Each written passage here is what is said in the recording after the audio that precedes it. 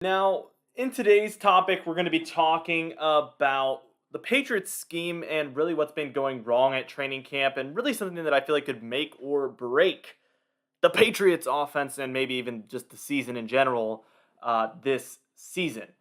Now, this is a scheme that the Patriots would run for years past, and it's called a gap blocking scheme. And basically, what this means is you have your two tackles. I know it's very low resolution. Let me change the colors here.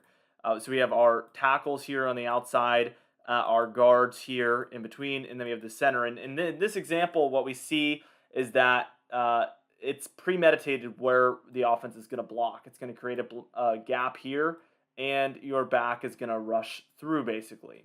So we see that the offense basically has predetermined where the blocking is going to occur. Now, this is the scheme that the Patriots are thinking about, or really have switched to. We've seen it throughout training camp, but this is a zone blocking scheme. And what we see is that the offense is pushing and blocking in the same direction, the entire offensive line. And what happens is now the running back is forced to find the hole. Like, let's say in between the guard and the tackle here, a hole opens up. Then the running back has to hit it. And it's going to be more up to the running back to decide where to go and to use their vision to make that call and decide where to run. And we see running backs really fold or flourish in these types of situations. But obviously, back talking about the gap blocking scheme that they've been using, it's already determined, hey, you're running in between the left guard and the center. That's where the gap's supposed to open up. And there's probably obviously some scenarios where the hole opens up somewhere else because, the defense does something, or maybe, I don't know what types of situations could occur. It's kind of above my pay grade, but there is a predetermined plan of where the running back is going to go. In a zone blocking scheme, it's, hey, we have, 5 or 6 people blocking. Maybe there's a tight end in there. And look, we're going to be trying to push to the right, rush right. Let's see if a hole opens up. If not, rush outside. That's the type of offense we're going to run. And I think what we're going to see more of from this, let's say they play equally as good in this scheme as they did in the zone or in the gap blocking scheme. And we see similar play quality from our offensive line, which I am skeptical, but it is possible, obviously, that we see really good offensive line play. It is possible that we're going to see a lot more running plays where things really go unplanned. For instance, a hole opening up and we see huge runs where there wasn't really a premeditated gap opened up, for instance. So this could create a lot more big running plays.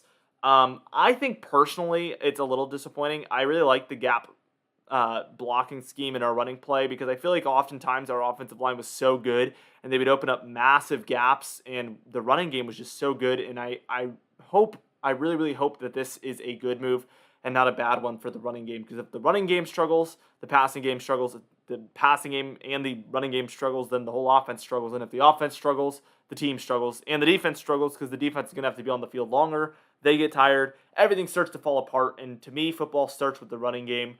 If the running game is not working, nothing's working. That's just my 2 cents. Obviously, in today's league, with how the rules are for the defensive players, I feel like you can just literally pass and not even run it and be successful to a certain extent. But in my opinion, it all starts with running game. Now, this is just a little picture here I took of an article saying the New England's offense has been awful virtually all of training camp, regularly struggling to string together successful plays during competitive team drills.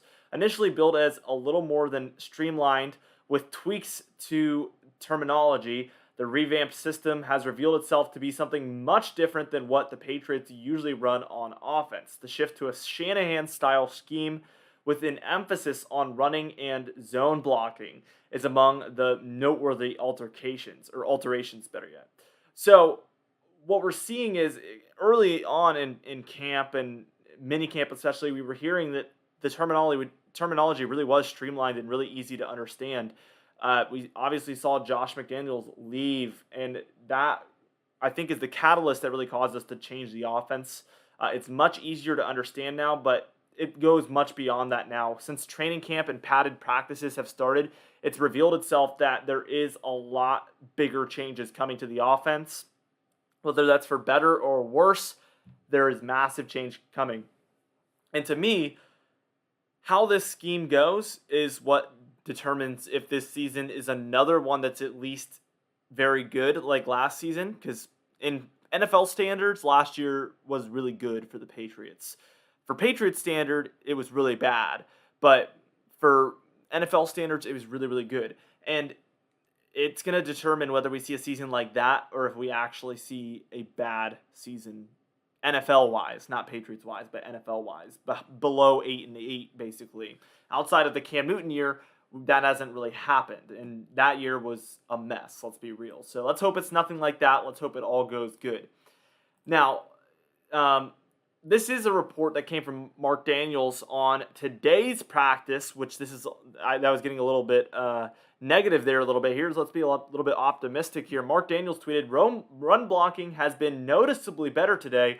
Lots of red zone work, and the backs have had some nice holes to run through. So, hey, maybe that it was just, the first few days of padded practices, it was tough to pick up on the new system, and they're really just working out the kinks, and maybe things will start to get better. So here's to some hopeful thinking here. Today went a lot better in the blocking, which is the biggest concern, and the running backs obviously being able to view the offensive line and pick the hole correctly. This is something to feel good about. So we're going to see how it goes. I think the preseason is going to really say a lot, so I am super excited. Not quite as excited as last preseason, seeing Mac Jones, obviously, but there is some things that we're really going to be watching for. That morning, I think it's going to be coming up in just 2 days. I think the 11th is when the game is. Yeah, I think it's Thursday when we're going to be playing that preseason game. I'm going to make a video that morning, or at least I'm planning on, just talking about the things to watch for, in my opinion. So we're going to have a nice pregame video that day, and probably a postgame video the day after. Another video I'm going to be talking about is Taekwon Thornton right here. This man has been blowing up in training camp. We've seen so many awesome plays from him, and I'm hearing reports yesterday and today that he's playing with the first team offense because he's worked his way that far up the depth chart, and he's impressing everyone. We've heard Bill Belichick come out and say that he reminds him of Randy Moss, which is hard to believe because he's a lot shorter than Randy Moss. I never knew he had really great hands. Apparently he catches with his body quite a bit. But hey, maybe he's a lot better than people thought. Regardless, we heard nothing like this from N'Keal Harry when we drafted him. So this is looking like a bright spot for the offense and the team potentially this upcoming season. I really, really hope we see this young man step up. It would be really cool to see, and obviously the resurgence in young talent that the offense really needs, in my opinion, outside of Mac Jones, obviously. Now that's it for this video. Be sure to like the video, leave a comment down below with your opinions, and subscribe for the best Patriots content on YouTube. I'll see you guys in the next one.